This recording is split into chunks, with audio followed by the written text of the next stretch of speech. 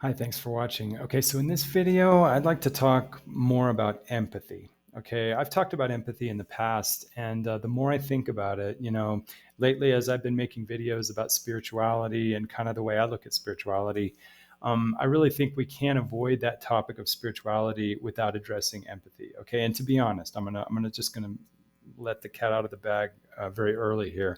I don't really see empathy as really the promised land that it's made out to be. Okay, I don't really see a lot of promise or even a lot of profit to be gained through let's say the avenue or the angle of empathy. I think empathy actually is extremely overrated. Okay, and I think the kind of the excessive emphasis on empathy, I think really demonstrates maybe a mistake I think is being made in terms of, I think, really overestimating how valuable empathy is or how important it is.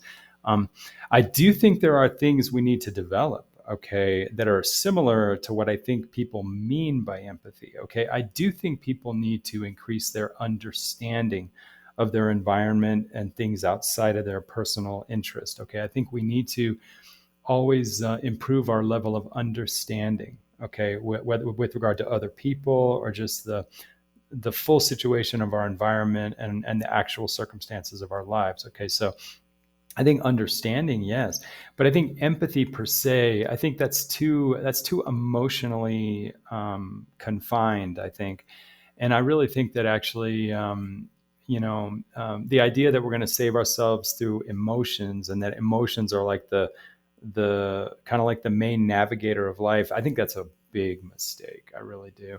And actually, I think for anybody interested, as I am, and maybe how spirituality can help us, let's say, in any kind of recovery or just trying to be the best people that we can be. I really think that emotionality, just in general, just is really not the avenue towards, let's say, spiritual development. Okay. Now, before I've said in other videos what I think of as spirituality. Okay, I'm not looking at anything religious, so sorry if I disappoint anybody. To me, spirituality is just all the different points of view. Okay, all the different points of view and the ways to have perspective in the world. Okay, and I think a lot of us will be surprised. When we look at a sunset, when we look at a mountain, when we look at a long panorama, a big horizon, if we're able to get on top of a building or a mountain, like just long range vision, or just looking at the sky, the cosmos, the moon, the planets, the stars. I think we appreciate those things, but I don't think we always appreciate how important they are to integrating our perspective.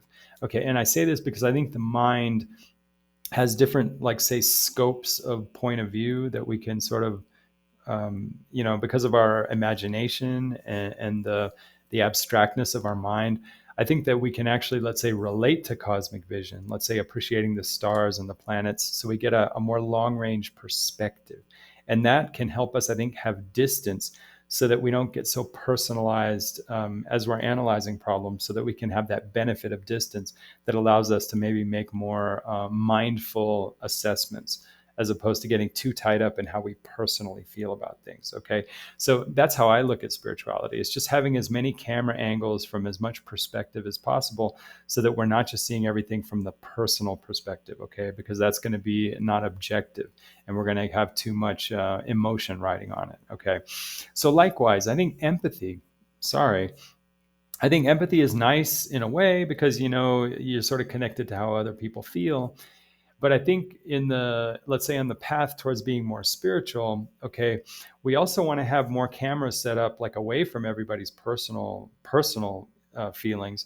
Okay, because it is important how people feel. That's one of the cameras. In other words, we want to have lots of cameras set up. We want to have cameras set up on how people feel, but we also want to have more of a distant vision. Okay, because how people feel can also distort the assessment. Okay, and sometimes how we feel is not really harmonious with how we want to actually approach a problem. Okay, and it may actually distort how we actually assess problems. So I think this emphasis on feelings, I think, is really unfortunate, because I don't think feelings are the main indicator or the main navigator for us to, assess subject matter in the world. Okay, so basically, you know, it's not like I don't think people should have feelings, and if you have empathy, great. I mean, if you're kind of low on empathy, whatever. But the bottom line is we shouldn't get hung up on how much we're feeling or how we're feeling or whether we can actually feel the feelings of other people. What we need to do, in my opinion, is to have as much perspective as possible, okay, so that we can make meaningful assessments of situations and care about it. Okay. Now, I think caring about the environment, I mean, when I say the environment, I mean what's around me, okay, the situations around me. Okay, caring about those things, that's very important. Okay, but caring doesn't have to have the emotional flavor that we normally are presented with. Okay, in other words, you don't have to be oozing with emotion or even an emotional person to just care about circumstances. Okay, circumstances in the environment around me. Okay, that includes other people, that includes situations. Caring about you know about what's going on in the world. Okay, so in other words, if I'm dealing with a person who may be personally suffering, okay, let's take even the Israeli crisis. People are suffering. Mothers have had to lose children, and sometimes in a very brutal manner that we cannot even imagine. Okay, disgusting. Okay, and oh yeah, lots of feelings. All right, and even me, I've been diagnosed with cluster B disorder, and I can even feel, I think, even feel what it might feel like to lose a child or to be the victim of just senseless violence, whatever. Okay, all right, but I'm sorry. Okay, we cannot assess, really, we cannot make meaningful assessments of a situation based leading with the feeling. Okay, the feeling is going to distort us. It's going to cloud us from really making an assessment of how things are going. Okay, like I'm just going to be honest. Let's use the Israel thing, as a good example. Okay. Let's say if I'm even capable of some empathy with the mothers that have lost children on both sides, the Palestinian, the Israeli, and just the terrible things that are going on in Israel. Okay, I can empathize. Okay, but the sad fact is, however anguished we feel, however sad, outraged, however grief stricken. Okay, those are terrible emotions, but there are other cameras to set up to understand the situation in Israel. Okay, and if you really look with perspective, okay, even though I'm full of grief and I'm full of sadness, okay, that's not going to give me a meaningful and accurate assessment of the problem or how to deal with it. Okay, and reacting out of outrage, I mean, that's, to me, that's just actually, that's disgusting. Okay, because you're not actually operating in congruence with the actual facts of the matter, and you're not actually making an objective assessment of the situation. So that's just rash retaliatory spite, and I don't think that's going to be helpful. Okay, now here's an example. You take, let's say, all the feelings that are going on in Israel, and this is just an example. This is an example that we can use in other areas of our lives, but this is just illustration to show how, empathy to me is not the final goal, and it's not like the golden road to being enlightened at all. Okay, because as we look at all this, the grief and all the anguish going on in Israel right now, okay, all that's going to cloud us from the cold reality, okay, that there's so much hatred between the Israelis and the Palestinians, that even if you could come up with any kind of immediate retaliation or whatever and justify whatever action, okay, the fact of the matter is, this continuing hatred, this established hatred between these two sides, is just going to produce in the future more and more and more and more of the same thing. Okay, so in other words, I think, sadly, even in a situation where there's so much emotion going on, we need to see the bigger perspective, to see that there's fundamental structural dynamics between the Israelis and the Palestinians, in terms of how much they hate each other, and also how much they both believe sort of in what I would call kind of revolutionary politics. In other words, I think even the Israelis sort of believe in revolutionary politics, which is that, sort of this idea that everything in the world politically has to do with competing, clashing disagreement, okay? And that everything advances in politics through sort of resistance and disruption, okay? And if you think about it, even Israel, in a sense, is kind of a disruption into the world. We are going to disrupt into the world, and we're going to assert our presence as a homeland and a sanctuary for Jewish people. But it's done in a thrusting, sort of interruptive, disruptive manner. And of course, they don't realize that because it's so subconscious that human beings, we're so programmed in, I guess, in modern history to sort of assert political positions through disruption and assertion, sort of assertion, disruption. Everything is sort of in the spirit of combat. Okay. And we can see this, the Civil War, everything comes to a clash, sort of this idea of clashing. Okay. And this is so embedded in basically all the politics that I've seen for the last hundreds of years, that I think all of us are kind of programmed into this way of thinking that, everything in the world gets done through the clashing of disagreements, and and that just feeds right into our emotional kind of like leading with emotion, And I think that a more spiritual position would be to have more space and more perspective on situations, okay? And even though you may feel a certain way, and even though, feelings may compel us, to see things a certain way, for example, the Civil War in the United States, the outrage at slavery, okay? And everybody says, hey, once you get to the outrage of slavery, there's nothing other we can do except for just a civil war, How do we know that?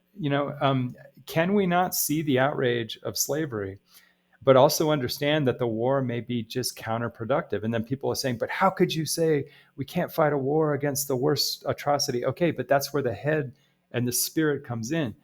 In other words, you may have to deal in life with things that seem outrageous, that in our emotions seem totally unacceptable, okay? And I'm not saying slavery was good in any way. I'm just saying there may have been better solutions to the political problem of slavery, that greatest outrage in the United States in the 19th century. There could have been better solutions, okay, rather than just clashing and fighting and losing a million, people. I know this to be a fact, okay, that there are always other ways to sort of work through difficult issues that do not always have to involve clashing. Okay, we just have to believe that. Okay, and we have to see that. We're programmed to think that things don't get resolved without clashing. And the bottom line is that if we can sort of get beyond our emotions, okay, and that's why I think empathy is kind of, I don't hold it that high, okay, because I think, yeah, I can appreciate how people feel, but we also need to bring into the picture more perspective beyond how people just feel, okay, to make, I would say, realistic and constructive assessments of situations. So you take the Israeli situation, you take, like, say, the slavery crisis in the U.S. in the 19th century, basically the Civil War, and we're dealing with terrible outrage, okay, and we're dealing with things that are unacceptable, okay. But you look beyond just how we feel, and you look with perspective, and you try to see what are the structural issues going on. And instead of getting personal and getting outraged, how do we deal with those structural issues? So let's say in the 19th century, I think it would have been better, instead of just having this clash of disagreement with the South and provoking the South to then rise up with all this stuff about their states' rights and and they can't be obligated and whatever, to just take that off the table, and then just to encourage open conversations about the problem. Okay. And I know people are going to say, oh, but that could have gone on for decades and you would be allowing this atrocity. Okay. But look at how things actually turned out in the Civil War. Okay. In other words, you lost a lot of people. More than 1 million people died in the Civil War. Okay. And yeah, you got technically a liberation of the slaves, but there was no satisfactory ending. It was an ending that was sort of, it was sort of imposed on the South. Okay. So they were just defeated. And I can guarantee you that the South, in the wake of the Civil War, okay, did not become a non-racist, wonderful humanitarian space. Okay. the basic issues, the basic, I guess, inhumanity still existed. All you got was just the technical liberation. Okay, and I really do not believe that suddenly it was a healthy world for people to be black in the South. Okay, I just don't think that. In fact, I don't even think the U.S. in general, even the North, was ever really. I don't think there was ever really an opportunity to confront the actual issue of racism. Okay, as opposed to just technically liberating people and then having them have to live in a country where there was no work done on the actual question of racism. Okay, so obviously it would have been a lot to ask people in the 19th century to just kind of have conversations about race or whatever. But I'm who knows how a genius would have handled it, other than just fighting a war. But I'm just saying that we kid ourselves if we think that just by technically abolishing slavery that suddenly black people were in a healthy environment in the United States. In reality, it's been terrible. It's been terrible and toxic to be black in the US before and after the Civil War. Now, obviously, yes, to be slave to be enslaved, that is absolutely, and I agree, it's unacceptable. But sometimes the solution to an unacceptable situation is not always a flash battle and war. Okay, it doesn't. There can be other ways to really deal with it. In other words, I think Abraham Lincoln, instead of, like, say, fighting the Civil War, what he could have said is he could have just convened conferences with the governors and the let's say important leaders and business owners, let's say landowners from the South, and he could have just invited them just to have conversation after conversation after conversation, just talking about the problem. Okay, and allowing them to talk about how they felt, without putting them on the spot and without provoking that sense that they're being compelled to change their situation. Okay, and I think if that had been done with, like, say, earnest concern and with earnest urgency and in repeated, but in a welcoming spirit, where we welcome these conversations, we welcome these people, where you sort of put aside the outrage, okay, and just really make it a focus and a focus and a focus. Who knows, there could have been, let's say, even like agreements made where at least the conversation would be ongoing, and awareness could have been, let's say, improved as to the real humanitarian problems of owning people. Okay, and then even people who had racist beliefs could have had an opportunity to talk about why they felt that way, and just through the washing of conversation, there may have been the possibility. We'll never know, because we're not there. We're not there to see another creative solution, but there could have been potentially, who knows? I mean, maybe some really effective changes could have taken if there had been, let's say, real intensity put on having just friendly, welcoming conversations with landowners and politicians from the South in the 19th century. And maybe, who knows, with the right magic and the right charisma, maybe a president even better than Abraham Lincoln maybe could have help to really move the hearts of people in the South and open them to, like, say, just another way of thinking, so that maybe it wouldn't have been like the most radical change, but maybe there could have been something basically equivalent to, like, say, the same emancipation that we got through war. But maybe there could have been an emancipation that could have been through the agreement of the landowners of the South, where they could have really modified their system. We'll just never know. We're not creative enough. It's impossible to go back and imagine something that never happened.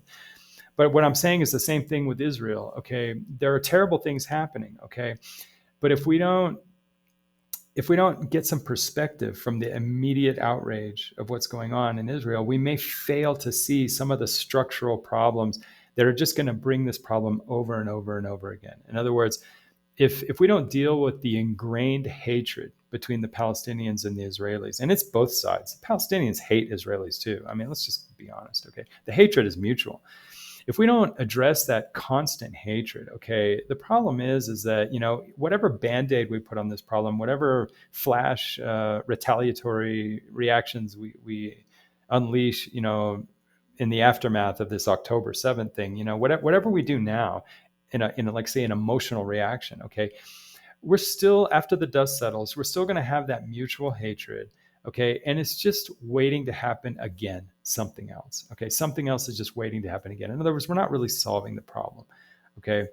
And so, I think as long as the Israelis, or the Palestinians, if they don't address that fundamental hatred, okay, and maybe learn to put aside their grievances to a point.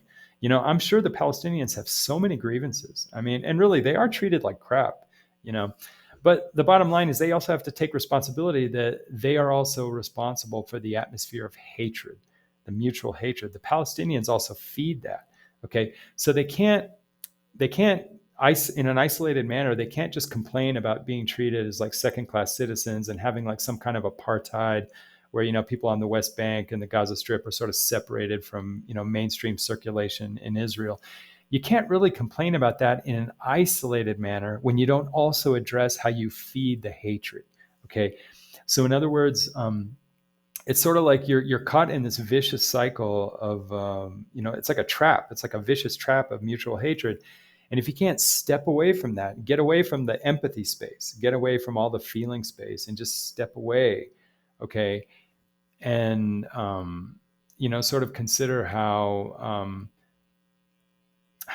like the way we feed the hatred actually perpetuates all the, let's say the separatist and the apartheid, whatever policies, okay? Then in a sense, I guess, well, it just doesn't make sense. I can see with perspective, it doesn't make sense to just point the finger and say, hey, you're treating us like this, when you're also not addressing how you're feeding the dynamic, and the Israel and the Palestinians do feed the dynamic with their own persistent hatred, and they have to address that. You can't on the one hand complain about, being treated in a discriminatory fashion if you don't also talk about how you feed that dynamic. Okay. And so, to me, it's just not in good faith. Just to, oh, this hurts. Point the finger. What are you doing also to bring it on? Okay. And the Palestinians, they do feed the hatred. Okay. And it's not enough to say, hey, well, we have the right to feel hatred. Well, no, you have the right to feel hatred, but hatred feeds an unhealthy environment. Hatred does feed a toxic environment. Okay. So basically, if you have more perspective and you get away from that myopic bubble of just how I feel, then both sides are just going to be absorbed in their grievances. And neither side can pan out to see how they both feed this basic hatred, which is the like, it's almost like the soil, the contaminated soil that's just going to produce over and over again the same problem. So whatever solution they come up with temporarily now in Israel, Palestine, if they don't change the basic soil conditions, okay, these problems are just going to come back inevitably. We may go 10 years without another one, but it'll come back, and it'll just keep coming back. So I'm just saying that that in my opinion, getting too stuck in the empathy zone, how do I feel? How do other people feel? Whether I can feel what they feel, how I feel, who feels, they feel, everybody feels. It's just these bubbles of feeling. Okay. And those are sort of like, almost like traps. You're sort of trapped in these bubbles, which I think are narcissistic bubbles. All the stuff about how anybody feels is basically a narcissistic little bubble. Okay. And everybody needs to break out their cameras and see much broader perspective, even beyond their own bubbles of terrible feeling or whatever, to see a bigger picture, to come up with more creative, comprehensive, real solution. Okay. And please, I'm not saying that it would have been good to let Black people continue to be slaves, instead of having a civil war. What I'm saying is, instead of just assuming that the only option is to fight a war or to have a big clash, okay, sometimes great changes can take place without the clashing, without having to clash. Okay. But in order to do that, you have to get away from the bubble of how outraged you feel and just focus on the situation that needs to be dealt with. In other words, instead of being focused on the outrage of slavery, okay, people could have focused on the issue of slavery as opposed to the outrage of slavery. Okay.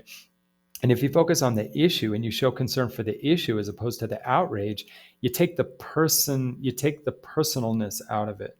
Okay. And then you're not going to provoke the South to feel like they're being attacked and compelled against their states' rights. You know what I'm saying? So, in other words, if you approach the issue, the problem, as opposed to how outraged you are about it, you take that personalness out of it. And then you can actually really work with people because they don't feel like they're being attacked. I mean, that's just the way it is, you know? Um, and so I really think that in a way, we can actually be more humane and more human.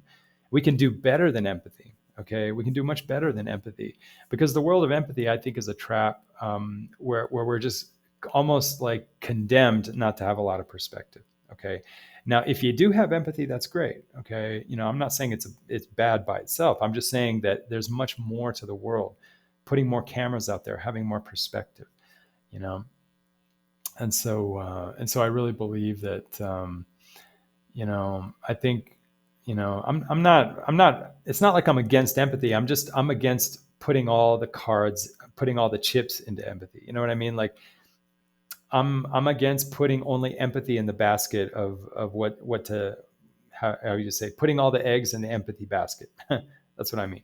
If you have it, great. But I'm just saying we got to have more eggs in the basket, more perspective. Okay. And I think sometimes we need to get distance from how we personally feel. And I guarantee you that if you get away from how we personally feel, let's say about something like slavery or racism, you get away from the personal feelings and just deal with it as just an issue outside of how we feel, just concerned about the issue. People will not feel so defensive, especially if you approach them without clashing. You have to get outside of yourself so you're not clashing with people. So I really believe that, in a sense, in my opinion, I really think that psychology is just terribly misguided by at least even inadvertently making empathy seem like the basket to put all your eggs into. That I really think that a more remote, more abstracted kind of camera setup, to where you're looking more at the issues as opposed to how people feel about the issues, and you show concern for the issues. Okay. In the end, I don't think people really care so much in the end whether people share their feelings. And sometimes I think people can feel patronized, and I don't think it necessarily helps people if you just feel what they feel, because you might be reinforcing an injustice, or you may be reinforcing an unjust perspective. Okay. I think what really is good for people is when they can see you're actually concerned about the issue that they're concerned about. Okay. In other words, if I'm concerned about an issue, I think it's going to be much better medicine for me, not if someone feels what I feel about the issue, but if they can see the issue and be concerned about it and appreciate how I feel about it without sharing my feeling. You see what I mean? So in a sense, I don't think empathy is really the great treasure or the great gift that it's presented to be.